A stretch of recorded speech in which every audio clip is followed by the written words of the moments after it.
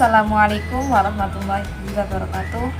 Selamat pagi kepada Bapak Ali Romdoni dan teman-teman semuanya. Semoga kita semua dalam keadaan sehat walafiat.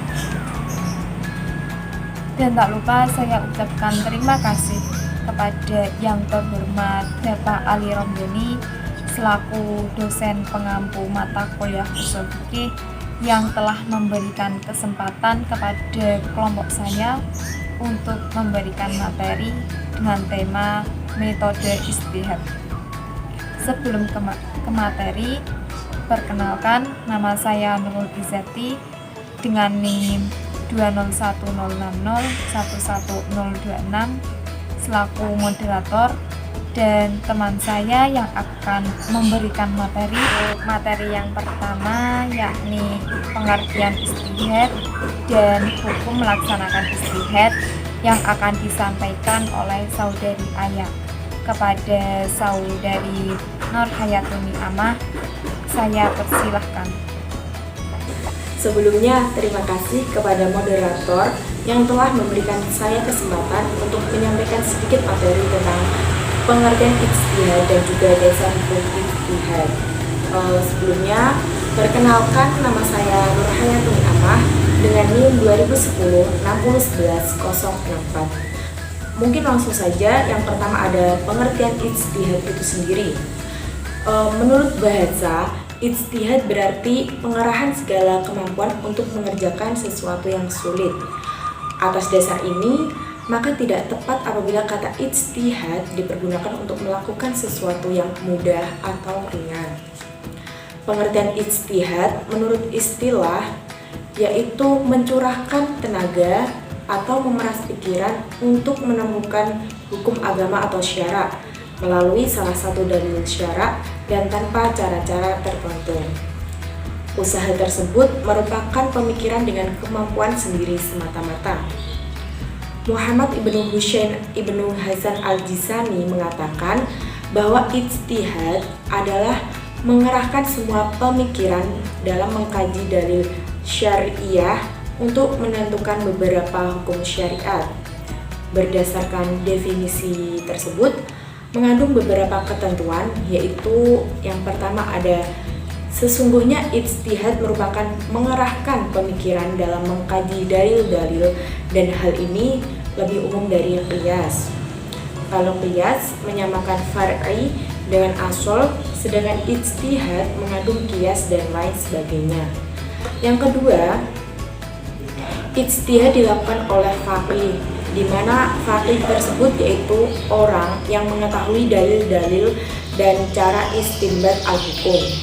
Yang ketiga ada ijtihad dilakukan terhadap sesuatu yang belum ada hukumnya atau bersifat zanni, serta menghasilkan hukum yang bersifat zanni. Yang keempat, dengan adanya batasan istinbat, maka ijtihad merupakan pemikiran mujtahid dan ijtihadnya. Yang selanjutnya, dasar hukum ijtihad. Jumhur ulama sepakat bahwa apabila dalam nas tidak dijumpai hukum yang akan diterapkan pada suatu kasus, maka seorang mujtahid boleh melakukan ijtihad sesuai dengan metode yang telah disepakati bersama. Mayoritas ulama fiqih dan usul diperkuat oleh At-Taftazani dan Ar-Ruhawi mengatakan ijtihad tidak boleh dalam masalah qadiyah dan masalah akidah. Minoritas ulama yaitu Al-Ibnu Taimiyah dan Al-Humam membolehkan adanya ijtihad dalam akidah. Hukum melakukan ijtihad bagi orang yang telah memenuhi syarat dan kriteria ijtihad yaitu yang pertama ada fardu ain. Fardu ain sendiri yaitu melakukan ijtihad untuk kasus dirinya sendiri dan ia harus mengamalkan hasil ijtihadnya sendiri. Yang kedua ada fardu ain juga untuk menjawab permasalahan yang belum ada hukumnya. Yang selanjutnya yaitu ada dasar hukum ijtihad itu sendiri. Jumhur ulama sepakat bahwa apabila dalam nas tidak dijumpai hukum yang akan ditetapkan pada suatu kasus, maka seorang mujtahid boleh melakukan ijtihad sesuai dengan metode yang telah disepakati bersama. Mayoritas ulama fikih dan usul diperkuat oleh At-Taftazani dan Ar-Ruhawi mengatakan ijtihad tidak boleh dalam masalah qat'iyah dan masalah akidah. Minoritas ulama yaitu Al-Ibnu Taimiyah dan Al-Imam membolehkan adanya ijtihad dalam akidah. Hukum melakukan ijtihad bagi orang yang telah memenuhi syarat dan kriteria, yaitu yang pertama ada fardhu ain. Fardhu ain untuk melakukan ijtihad untuk kasus dirinya sendiri dan ia harus mengamalkan hasil ijtihadnya sendiri. Fardhu ain juga menjawab permasalahan yang belum ada hukumnya, dan bila tidak dijawab, dikhawatirkan akan terjadi kesalahan dalam melaksanakan hukum tersebut dan habis waktunya dalam mengetahui kejadian tersebut. Yang kedua adalah fardhu kifayah. Fardhu kifayah jika permasalahan yang diajukan kepadanya tidak dikhawatirkan akan habis waktunya atau ada lagi mujtahid yang lain yang telah memenuhi syarat. Yang ketiga yaitu bisa dihukumi sunnah jika berijtihad terhadap permasalahan yang baru, baik ditanya ataupun tidak. Yang kelima, bisa dihukumi haram jika ijtihad yang telah ditetapkan secara qat'i karena bertentangan dengan syarak. Saya ucapkan terima kasih kepada saudari Aya. Lanjut ke materi yang kedua, yakni ruang lingkup ijtihad dan bentuk-bentuk ijtihad yang akan disampaikan oleh saudari Miftah. Untuk saudari Miftahul Jannah, saya persilahkan. Terima kasih kepada moderator yang telah memberikan saya waktu untuk menyampaikan sedikit materi tentang ruang lingkup ijtihad dan macam-macam ijtihad. Sebelumnya, perkenalkan nama saya Miftahul Jannah dengan NIM 201060111068. Langsung saja, ruang lingkup ijtihad meliputi 1. Hubungan individu atau masyarakat dengan individu atau masyarakat yang termasuk hubungan sosial kemasyarakatan. Yang kedua, hubungan manusia dengan benda dalam rangka mencapai kemakmuran yang termasuk hubungan sosial ekonomi. Yang ketiga, hubungan manusia dengan penguasa antara penguasa dengan penguasa yang lain dalam rangka mengatur masyarakat yang termasuk hubungan politik. Yang keempat, hubungan manusia dalam bentuk ciptaan, kesenangan dan keindahan yang termasuk hubungan estetika ekonomi. Yang kelima, hubungan manusia dengan kebenaran alam dan karya yang termasuk hubungan ilmu dan teknologi. Yang keenam, hubungan manusia dengan hakikat, kebenaran dan nilai-nilai yang termasuk hubungan filsafat. Yang terakhir, ruang lingkup ijtihad yaitu hubungan manusia dengan alam flora dan fauna bahkan dengan alam semesta. Selanjutnya yaitu macam-macam ijtihad yang meliputi 1. Ijma' adalah suatu kesepakatan para ulama dalam menetapkan hukum agama Islam berdasarkan Al-Quran dan hadis dalam suatu perkara. Yang kedua, qiyas adalah suatu penetapan hukum terhadap masalah baru yang belum pernah ada sebelumnya, namun mempunyai kesamaan manfaat, sebab, bahaya dengan masalah lain sehingga ditetapkan hukum yang sama. Yang ketiga yaitu maslahah mursalah adalah suatu cara penetapan hukum berdasarkan pada pertimbangan manfaat dan kegunaannya. Yang keempat yaitu suzud zariyah adalah suatu pemutusan hukum atas hal yang mubah, makruh atau haram demi kepentingan umat. Yang kelima, istishab adalah suatu penetapan suatu hukum atau aturan sehingga ada alasan tepat untuk mengubah ketetapan tersebut.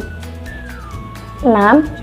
URF adalah penetapan bolehnya suatu adat istiadat dan kebebasan suatu masyarakat selama tidak bertentangan dengan Al-Quran dan hadis. Yang terakhir, macam-macam ijtihad yaitu istihsan adalah suatu tindakan meninggalkan suatu hukum pada hukum lainnya karena adanya dalil syara' yang mengharuskannya. Demikian materi yang dapat saya sampaikan, kurang lebihnya saya mohon maaf. Waktu selanjutnya saya berikan kepada moderator. Saya ucapkan terima kasih kepada saudari Yuta yang telah memberikan materi kedua. Lanjut materi yang terakhir, yakni metode-metode ijtihad dan pembagian ijtihad yang akan disampaikan oleh saudari Emi. Kepada saudari Emi Hasanatul Fikriyah, saya persilahkan. Perkenalkan, nama saya Enya Hasanatul Fikriyah dengan NIM 20106011070. Di sini saya akan menjelaskan sedikit materi tentang metode-metode ijtihad dan pembagian-pembagian ijtihad. Yang pertama, metode-metode ijtihad. Jadi ijtihad itu memiliki berbagai macam metode yang dapat diterapkan oleh seorang mujtahid dalam mengeluarkan hukum yang mashdud. Berikut adalah macam-macam metode-metode ijtihad. Yang pertama ada qiyas. Secara etimologi, qiyas berarti ukuran. Melihat ukuran sesuatu, membandingkan atau menyamakan sesuatu dengan yang lain. Sedangkan secara terminologi, qiyas berarti membandingkan sesuatu dengan yang lain, persamaan ilatnya. Menurut istilah agama, qiyas yaitu mengeluarkan suatu hukum yang serupa dari hukum yang telah berlalu kepada hukum yang telah ada atau yang telah ditetapkan oleh kitab dan sunnah, disebabkan sama ilat antara penghentian. Para mujtahidin berbeda pendapat tentang mempergunakan qiyas. Jumhur ulama ushul fikih berpendirian bahwa qiyas dapat dijadikan sebagai metode atau sarana untuk mengistinbatkan hukum syara'. Yang kedua ada ijma'. Ijma' menurut bahasa Arab berarti kesepakatan atau sependapat tentang sesuatu hal, seperti perkataan seseorang yang berarti kaum itu telah sepakat tentang yang demikian itu. Menurut istilah, ijma' adalah kesepakatan mujtahid umat Islam tentang hukum syara' dari peristiwa yang terjadi setelah Rasulullah SAW. Seperti contohnya pada pengangkatan Abu Bakar radhiyallahu an, pengangkatan Khalifah Abu Bakar radhiyallahu an. Namun demikian semua kaum muslimin menyetujuinya. Kesepakatan yang seperti ini dapat dikatakan ijma'. Jadi dapat disingkapkan bahwa ijma' adalah persepakatan ulama-ulama Islam dalam menentukan sesuatu masalah ijtihadiyah. Yang ketiga ada istihsan.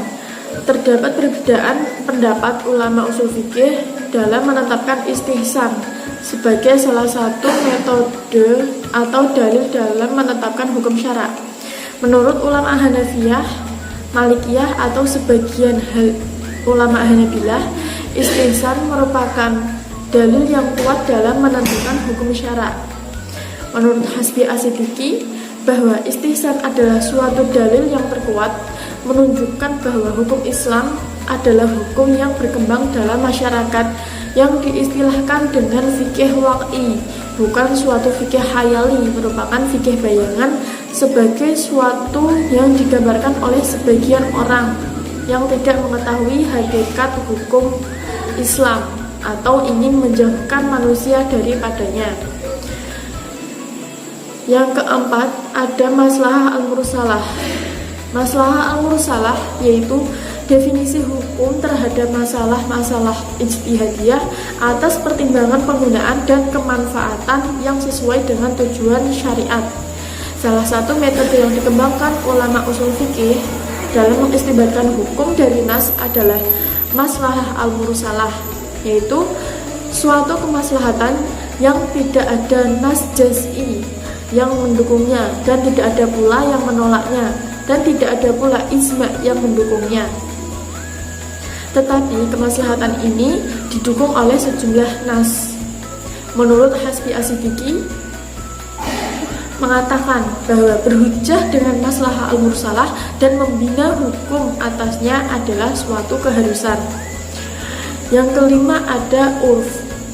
Urf adalah tindakan menentukan masih bolehnya suatu adat istiadat dan kebiasaan masyarakat setempat selama kegiatan tersebut tidak bertentangan dengan aturan-aturan prinsipal dalam Al-Quran dan hadis. Menurut Mustafa Al-Zarqa mengatakan bahwa urf merupakan bagian dari adat karena adat lebih umum dari urf. Yang kedua pembahasan yang kedua, adab, yaitu pembagian ijtihad. Ijtihad dilihat dari segi objek kajiannya dan relevansinya dengan masalah-masalah kontemporer. Menurut Asy-Syatibi, tokoh ulama usul Malikiyah membagi menjadi dua. Yang pertama ijtihad istinbati dan yang kedua ijtihad tatbiki. Ijtihad istinbati adalah ijtihad yang dilakukan berdasarkan pada nas syarak dalam meneliti dan menyimpulkan ide hukum yang terkandung di dalamnya, dan hasil ijtihad yang diperoleh tersebut selanjutnya menjadi tolak ukur dan diterapkan dalam suatu permasalahan hukum yang dihadapi. Yang kedua ijtihad tatbiki, yaitu jika ijtihad istinbati mendasarkan pada nas-nas, maka ijtihad tatbiki mendasarkan pada suatu permasalahan yang terjadi di lapangan. Bagi seorang mujtahid, ijtihad ini dituntut untuk memahami maqasid asy-syar'i secara mendalam. Hal ini dimaksudkan apakah ide hukum yang dihasilkan jika diterapkan pada kasus yang dihadapi dapat mencapai maqasid asy-syar'i atau tidak. Ijtihad dari segi relevansinya menurut Yusuf Qaradawi bahwa ijtihad yang perlu kita lakukan untuk masa kini ada dua macam, yaitu ijtihad intiqai dan ijtihad insya'i. Ijtihad intiqai ialah memilih dari satu pendapat dari beberapa pendapat terkuat yang terdapat dalam warisan fikih Islam yang penuh dengan fatwa dan putusan hukum. Pendapat-pendapat ahli fikih terdahulu di samping ada yang tidak sesuai, juga masih banyak yang sesuai diterapkan di zaman modern ini. Tidak jarang dalam satu permasalahan dapat didapatkan lebih dari satu ketetapan hukum. Oleh karena itu, seorang mujtahid dengan upaya yang cermat bisa memilih pendapat yang lebih kuat dan relevan untuk diterapkan dewasa ini. Kemudian ijtihad insya'i ialah pengambilan kesimpulan hukum baru dari suatu persoalan yang pernah dikemukakan oleh ulama-ulama terdahulu, baik persoalan baru atau lama. Jika masalah yang sedang dikaji itu baru yang sama sekali belum pernah ditemukan kasus ataupun hukumnya dalam hazalah fikih Islam, maka mujtahid munshi berupaya untuk menentukan hukumnya dengan meneliti dan memahami secara menyeluruh kasus yang dihadapi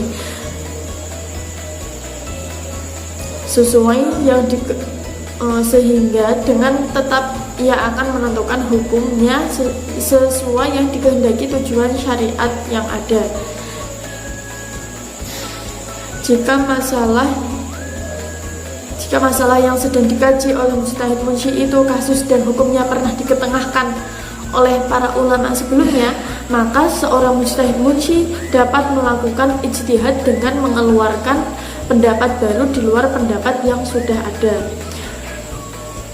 Pada zaman modern ini, pembahasan dan penelitian harus dilakukan dengan melibatkan berbagai ahli yang terkait dalam bidang masalah yang dihadapi.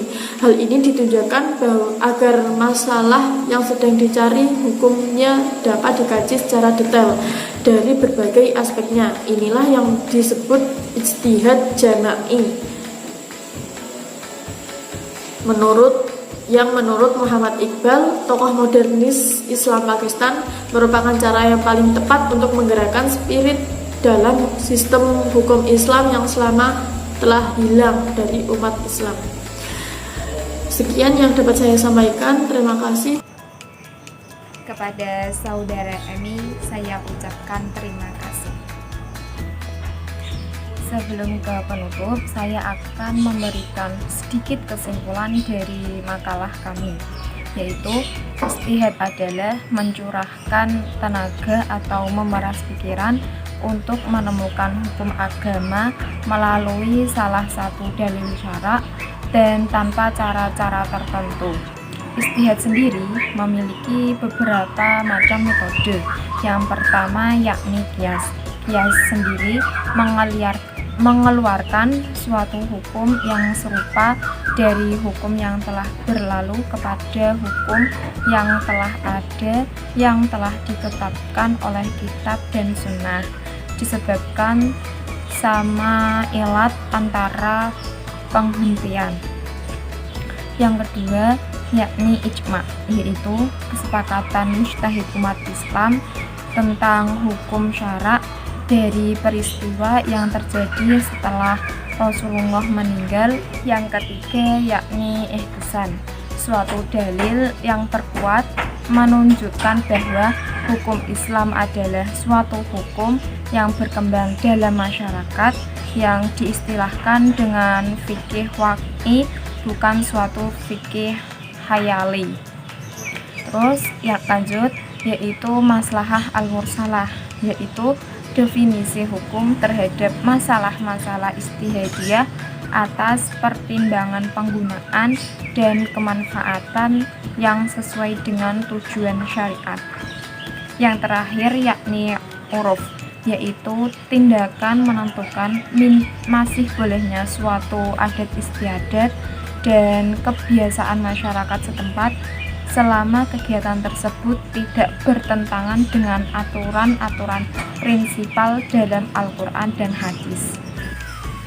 Terima kasih kepada teman-teman atas keluangan waktunya, dan sekian dari kami. Sebelum kami tutup, saya mewakili dari kelompok mengucapkan banyak terima kasih kepada teman-teman semua, serta memohon maaf apabila ada tutur kata yang tidak berkenan di hati teman-teman. Semoga dalam materi kami yang dapat kami sampaikan semoga bermanfaat serta menambah pengetahuan teman-teman semuanya. Terima kasih. Wallahul muwaffiq ila aqwamit thoriq. Wassalamualaikum warahmatullahi wabarakatuh.